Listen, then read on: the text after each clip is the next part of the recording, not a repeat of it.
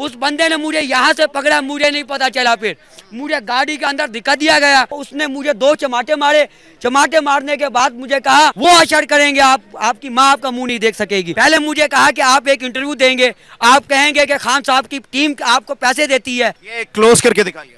ये मेरी उंगली, मुझे नहीं पता। उन्होंने मुझे चमाटे मारे, यहाँ तक एक चमाटा मुझे लगा, मैं चेयर से नीचे गिरा हूँ। फिर उन्होंने मुझे पट्टी डाली ऐसे जैसे सजाए मौत वाले मुजरिम को दी जाती है। मेरी शलवार उतारी गई, मुझे बेलिबास करके मेरी मूवी बनाई गई।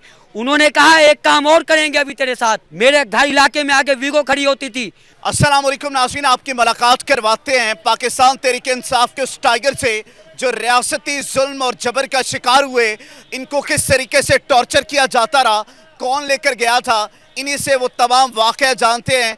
जैसे ही वहाँ से रिहा होकर आते हैं, यहाँ पर दोबारा ज़मान पार्क पहुँच जाते हैं।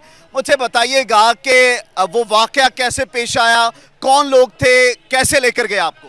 सर मैं सोशल मीडिया एक्टिवेट हूँ, मैं खुल के लिखता हूँ और जो हकीकत है वो लिखता हूँ।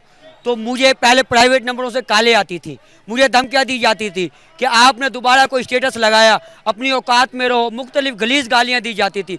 मैं डिप्रेशन का मरीज़ हो गया, मेरे वालिद साहब फौत हुए, मुझे वो परेशानी थी। मैंने उन्हें भी बताया कि मेरे वालिद साहब फौत हो गए, मेहरबानी की जाए मेरे ऊपर इतना नफ्सियाती तशद्दुद ना किया जाए। उन्होंने कहा तशद्दुद अभी आपने देखा नहीं है, आपको दिखाया जाएगा। उसके बाद वो 14 अगस्त को जो खान साहब ने पूरी दुनिया को दिखाया था कि गैरतमंद कौम जिंदा है, आज़ादी हमने मनाई थी। स्टेडियम के अंदर जो हमने आज़ादी का वो प्रोग्राम बनाया, मैं 3 दिन पहले आया, मैंने नए पाकिस्तान हसनैन को इंटरव्यू दिया। उसमें मैंने खुल के बात की बाजवा के खिलाफ। बाजवा का दौर था, जब मैंने इंटरव्यू ख़त्म किया, एक बंदा आता है, मुझे नहीं पता वो कौन है, मुझे कहता है स्टेडियम से निकल के दिखा।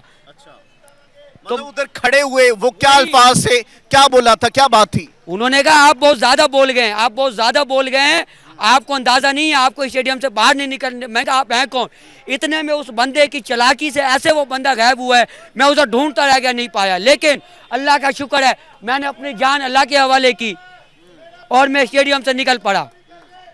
मुझे मेरे घर जाके कॉल आई है कि घर पहुँच गए हो, अब आपको बताया जाएगा कि कैसे बोला जाता है। मैंने कहा सर आप मेरी जान ले लेंगे, मैं इमरान खान का साथ नहीं छोड़ूंगा। उन्होंने कहा कि आपने जो इंटरव्यू दिया है ये आपने रेड लाइन क्रॉस की है। दूसरे दिन मैं घर से निकलता हूँ। कहाँ थे? बहावलपुर थे? बहावलपुर मायाटोंसी एक्स ब्लॉक में मेरा घर है, वहाँ से मैं निकला हूँ। जैसे मैंने रोड के लिए टर्न हुआ हूँ गली के अंदर, पीछे से गाड़ी आती है सफ़ेद कलर की, वो मेरे पीछे आगे खड़ी होती है। मैं नॉर्मल था, उन्होंने अगला दरवाज़ा खुला है, बंदा उतरा है, सिविल कपड़ों में था, बिल्कुल सफ़ेद कपड़े, नॉर्मल आदमी, कोई वर्दी नहीं है, जिन्हें नामालूम कहते हैं हम लोग। उन्होंने आके उस बंदे ने मुझे यहाँ से पकड़ा, मुझे नहीं पता चला। फिर मुझे गाड़ी के अंदर दिखा दिया गया, धक्का दे के मुझे तकरीबन मेरा जो अंदाज़ा है, कमी पेशी अल्लाह मुझे माफ़ करे, धक्का दे के आपकी आंखें बंद कर दी गई थी? मेरे काली पट्टी मुझे यहाँ बांधी गई थी और मेरे मुँह में कुछ डाला गया था, कपड़ा नरम था कोई चीज़। हाँ, वो उसने मुझे 2 चमाटे मारे। चमाटे मारने के बाद मुझे कहा कि अगर रास्ते में तौबा ताइब होता है तो हमें बता दे, वरना तुझे बहुत आगे भेजेंगे। गाड़ी में कितने लोग थे? गाड़ी में 3 लोग थे, एक पीछे बैठा था, लेकिन जो पीछे से उतरा है वो जो है मेरे पास आके बैठ गया। बैक वाले दरवाजे से जो पीछे बैठा था पहले, वो बंदा आगे फ्रंट में बैठ गया। उनके पास असलहा वगैरह भी था? सर मेरी आंखों पे पट्टी थी, लेकिन जहां उन्होंने मेरी पट्टी खोली है वो एक बंद कमरा था सर। कोई कितनी देर गाड़ी में सफर करते रहे और फिर वहां पर गाड़ी का जो सफर है मेरे अंदाजे सवा घंटे 1.5 घंटे का सफर था। उसके बाद मुझे पता नहीं कहाँ लेके गए, एक कमरे में ले जाके मुझे एक चेयर पे बिठाया है। मुझे कहते हैं आपको इज्जत दी जा रही है, इसे हजम करना, वरना आपका वो अशर करेंगे, आपकी माँ आपका मुंह नहीं देख सकेगी। आपकी बहनें वहाँ जाती हैं, आपका भाई फलानी जगह मुलाजिम करता है, ये है वो है। मेरे वालिद साहब को मिनिस्टर कोऑपरेटिव नून लीग का मिनिस्टर था मलिक इकबाल चन्नर, उसने मेरे बाप की नौकरी हटवाई वजीर शहबाज शरीफ का दौर में। मैं इसी लाहौर के अंदर देखे मेरी सफेद दाढ़ी हो गई है, इन लोगों ने मेरे बाप की नौकरी हटवाई। उस डिप्रेशन में मेरा बाप चला गया, मेरा कसूर किया था, मैं सोशल मीडिया एक्टिवेट था। अच्छा, वहां पर आपको क्या कहा जाता रहा जब तफ्तीश जारी थी आपकी? पहले मुझे कहा कि आप एक इंटरव्यू देंगे, आप कहेंगे कि खान साहब की टीम आपको पैसे देती है, आपको वो बुलाती है, आपको बताती है, आपको सिखाती है। मैंने कहा देखें, अगर ऐसी कोई बात होती तो खुदा की कसम मैं कह देता, ऐसी कोई बात है ही नहीं। कहते आप डेटे, आपके पास पैसा कहाँ से आता है? मैंने कहा सर मैं छोटा मोटा प्रॉपर्टी का काम करता हूँ, मेरी माँ है, मेरे भाई है, मेरी फैमिली है, ऐसा मसला नहीं है। वो कहते हैं कि आप हमें ये बताएं आपके पैकेज के फैसले पैसे कौन देता है? मोबाइल नेट के पैसे कौन देता है? ये अल्फाज कौन देता है? मैंने कहा सर वो अल्फाज आज भी मैं आपको बोल के दिखाऊंगा, इस वक्त तो मुझे कोई नहीं सिखा सकेगा, मैं आपकी तहवील में हूँ। मैंने कहा मेरे अपने अल्फाज होते हैं, मेरे अपने जज्बात होते हैं। उन्होंने कहा आप इंटरव्यू देते नहीं देते? मैंने कहा सर मैं नहीं देता। ये मेरी उंगली, ये क्लोज करके दिखाइए। ये मेरी उंगली, मुझे नहीं पता। उन्होंने मुझे चमाटे मारे, यहाँ तक एक चमाटा मुझे लगा मैं चेयर से नीचे गिरा हूँ। उस बंदे ने, पीछे से बंदा आया, उसे मैंने नहीं देखा, उसने मेरी आंखों पे दोबारा पहले पट्टी थी ऐसे, पहले पट्टी थी ऐसे, फिर उन्होंने मुझे पट्टी डाली ऐसे, जैसे सजाए मौत वाले मुजरिम को दी जाती है। उसके बाद मेरी उंगली पता नहीं किस चीज़ में डाली, कहता है इन्हीं उंगलियों से लिखते हो, इन उंगलियों को तोड़ देंगे, कहो। मैंने कहा सर मैं अपने बाप को कब्र में उतार के बैठा हूँ, उससे बड़ा गम नहीं होगा अगर मैं मर जाऊंगा। अगर मैं अपने वतन के लिए मरूंगा मैं शहीद होऊंगा। उन्होंने कहा ये जो तेरे जज्बे हैं, तुम गद्दार हो, तुम अपनी फौज के खिलाफ बोलते हो। मैंने कहा फौज के खिलाफ नहीं बोलते, मेरा दादा फौजी था, मैं उन शहीदों की औलाद हूँ जिन्होंने 1947 में कायद आजम की फौज बन के, उस वक्त वर्दी तो नहीं थी पाकिस्तान की, पाकिस्तानी कौम। कोई गलीज जुबान इस्तेमाल करते रहते वो। सर मैं बता नहीं सकता हूँ, मैं अलहदगी में आपको बताऊंगा, लेकिन मेरी इज्जत व आबरू, अगर मुझे रोना आया, अगर मैंने अपनी रियासत पे इन्ना लिल्लाहि व इन्ना इलैहि राजिऊन पढ़ा, वो गालियां सुनने के बाद पढ़ा। तो क्या इस दौरान हमने देखा बाकी लोगों को जब उठा कर लाते रहे, बरहना किया जाता रहा था? सर मुझे, जब मैं बिल्कुल ही इस मामले के बाद भी मेरा अल्लाह ताला ने हौसला नहीं टूटने दिया, उन्होंने मुझे खड़ा किया, मुझे कहा अपनी कमीज उतार। मैंने कहा सर आप उतारेंगे, आप मेरी कमीज नहीं उतारेंगे, आप पाकिस्तानी 26 करोड़ आवाम की कमीज उतारेंगे। मुझे चमाटा मारा गया, मेरी कमीज फाड़ दी गई, आज भी वो कमीज फटी हुई मेरी अलमारी में रखी हुई है। जब भी आज़ादी आएगी मैं अपने बच्चों को दिखाऊंगा कि हम जालिमों के खिलाफ लड़े थे, हमें ऐसे इस तरीके से तशद्दुद किया गया। मेरी शलवार उतारी गई, मुझे बेलिबास करके मेरी मूवी बनाई गई। उन्होंने कहा एक काम और करेंगे अभी तेरे साथ। समझ तो मैं गया, क्योंकि हम उससे पहले वर्करों के साथ जो होता रहा है। मैंने अल्लाह से दुआ मांगी दिल में, मेरे मौला ऊपर भी तू है, नीचे भी तू है, पूरी कायनात तेरे कब्जे में, तेरे कुन के अलावा फाया कुन कोई नहीं कर सकता। मेरे मौला मेरी इज्जत बचा। अल्लाह ताला ने मुझे बचाया, वो मेरे साथ काम नहीं हुआ। लेकिन अगर मेरे कपड़े उतर गए मुझे कोई मसला नहीं है। उस दौरान कोई वीडियो तो नहीं बनाई गई थी? वीडियो बनाई है। वीडियो बनाने के बाद मेरे व्हाट्सएप चैट, मैं कहूँगा, मैं सिंपल कहूँगा, क्योंकि वो भी किसी की इज्जत है, किसी को भेजी गई, उसकी और मेरी चैट भेजी गई। हमारी व्हाट्सएप की ऑडियो कॉल, हमने जिंदगी में नहीं सुना था कि व्हाट्सएप भी वो रिकॉर्डिंग होता है।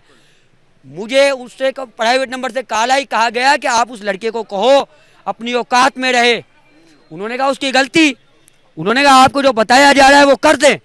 उन्होंने मुझे बताया, मेरी फैमिली में आज भी मेरी फेसबुक जो है जाहिद यकूब के नाम से, उसे नामालूम ने अपने कब्जे में लिया हुआ है, जिस पे मैं नजरिया पाकिस्तान की जंग लड़ता था। आज नामालूम नंगी फिल्में डालते हैं उसके ऊपर। आज तक क्योंकि देखें कितने दिन वहां पर रहे उनकी हिरासत? मैं 6 घंटे बाद उन्होंने मुझे एक वार्निंग दी कि आपको सिर्फ और सिर्फ टाइम दिया जा रहा है, आप घर जाएं, सोचें, इंटरव्यू आपसे लेना है।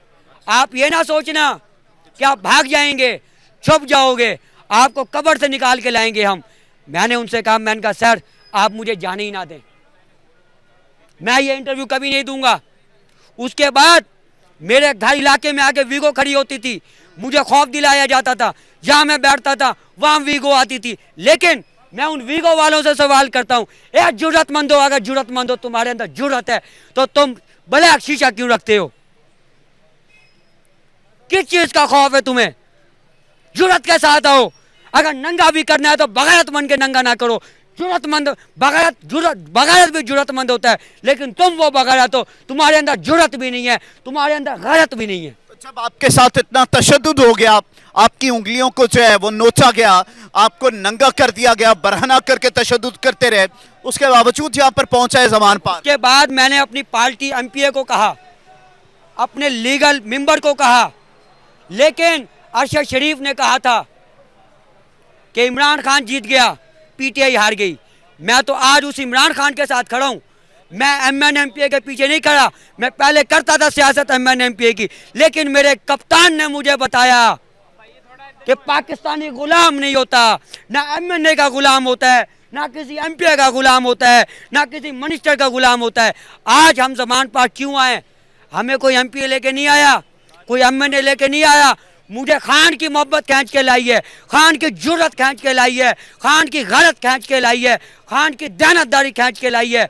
आपको मैं एक बात बता दूं, मुझे 100 मरतबा और नंगा करें, मैं तो अभी एक इंटरव्यू में कह चुका हूं कि आर्डर मारो, खुदा की कसम खा के कह रहा हूं, 26 करोड़ आवाम कपड़े उतार के पिंडी आएगी। शौक से देखना, जो देखने का शौक रखते हो शौक से देखना। मुझे नहीं पता इस इंटरव्यू के बाद मैं बहावलपुर पहुंचूं या ना पहुंचूं, ये वीडियो मैं आप पे कर छोड़ के जा रहा हूं। अगर मैं उठा लिया जाऊं, मेरे साथ कोई मामला बन जाए, मेरा पर्चा जनरल बाजवा और हाजी हाफिज साहब मौजूदा आर्मी चीफ, क्योंकि मुझे नहीं पता एजेंसियों का, मुझे ये पता है कि आर्मी में 1 मैन होता है, वो आर्मी चीफ होता है। उसके बाद शहबाज शरीफ, उस डिगी मास्टर, उसके बाद राना सनाउल्लाह, उसके बाद मरियम नवाज, उसके बाद वो लंदन में जो वो मीर जावेद मीर सादिकों का बाप बेटा है नवाज शरीफ। एक देखें, मैं अपनी जिंदगी दांव पे लगा के बोल रहा हूँ, मैं फेमस होने नहीं आया, मैं पैदाइशी सियासतदान हूँ। मेरे वालिद साहब यूनियन के सदर थे, गरीबों की जंग लड़ी है। मेरे साथ मुझे बताइएगा, आप रियासती जबर का सामना भी किया, दोबारा से यहाँ पर आ रहे हैं, अपने साथ होने वाले जुल्म सितम को भी बता दिया है कि किन लोगों ने जुल्म किया, दोबारा उठा कर ले जाते हैं। अगर अरशद शरीफ वाला हाल कर दिया तो फिर अगर मेरी धरती कहेगी नारे तकबीर, हम अल्लाह अकबर का नारा लगा के खुदा की कसम उनकी तलवारों पे खुद जाके गर्दन रख देंगे हम। ये जी कप्तान के टाइगर थे जाहिद ने जिस तरीके से रियासती जुल्म बर्दाश्त किया, किस तरीके से इनको बरहना करके टॉर्चर किया जाता रहा, किस तरीके से इनके नाखूनों को नोच नोच कर ज़बरदस्ती बयान लेने की कोशिश की गई, और अब भी कहा जाता रहा कि अगर तुम दोबारा ज़मान पार का रुख करोगे तो इससे बुरा हाल कर दिया जाएगा। जाहिद जहाँ पर उस जज्बे के तहत पहुँचे हैं कि हकीकी आज़ादी के लिए अगर ये चाहते हैं कि नंगा कर दिया जाए, ये चाहते हैं कि बरहना वीडियोस इन तक पहुँचे, तो जो आवाम है वो खुद इनके पास हाजिर हो जाएगी, लेकिन इस हकीकी आज़ादी के एवज़ जो है किसी सूरत झुकेगी नहीं।